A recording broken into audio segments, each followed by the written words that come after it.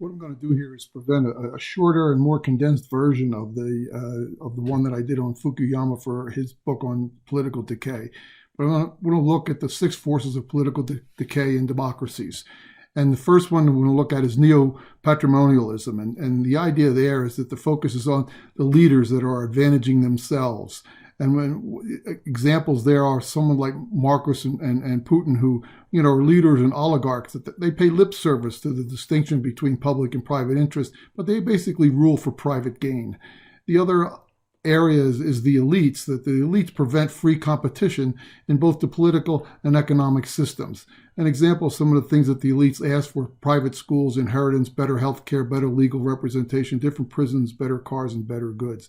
And I think that in America, the DNC and the RNC are both good examples of leaders that are advantaging themselves. They're not really here for all the polity. The next one is patrimonialism, and this is where the citizens now are advantaging themselves. So again, the focus is on the citizens that are willing to settle for and or impose their own privilege over the old one vote rule. So a classic example of this is people who are willing to put a religious agenda against the rest of the populace.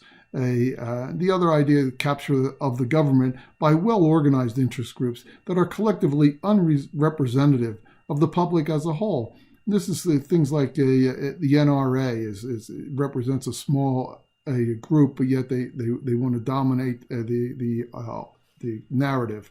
So that's the citizens. Then we have clientelism, which is really more about the politicians who are going to be advantaging themselves. In this circumstance, we see things where there's legalized gift exchange, in which politicians respond to organized interest groups that are just collectively unresponsive of the public as a whole. This is where we see politicians doing things like the revolving door, where they become lobbyists and they get a 14,000% pay raise, or they go and become CEOs of the organizations. So this one, again, is focused on the politicians. Now we move more to presidentialism, which is more focused on the process itself.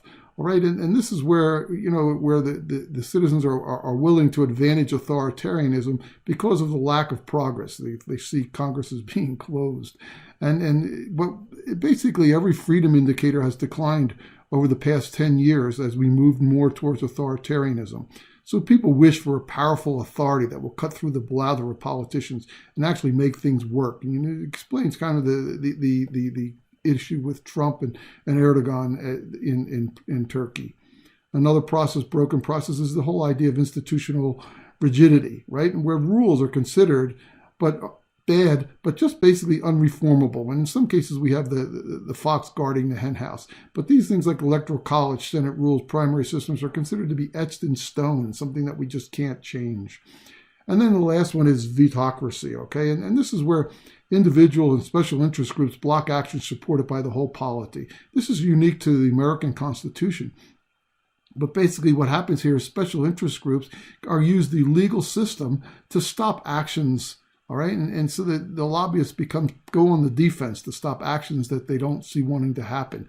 And they use and the other idea is that individual veto players can block actions that's supported by the whole majority, which means it kills the idea of meritocracy and the fact that that the majority is given the capacity for something to happen, and now one individual or a very small group can preclude that from occurring. So these are the big 6 items that basically stop democracy.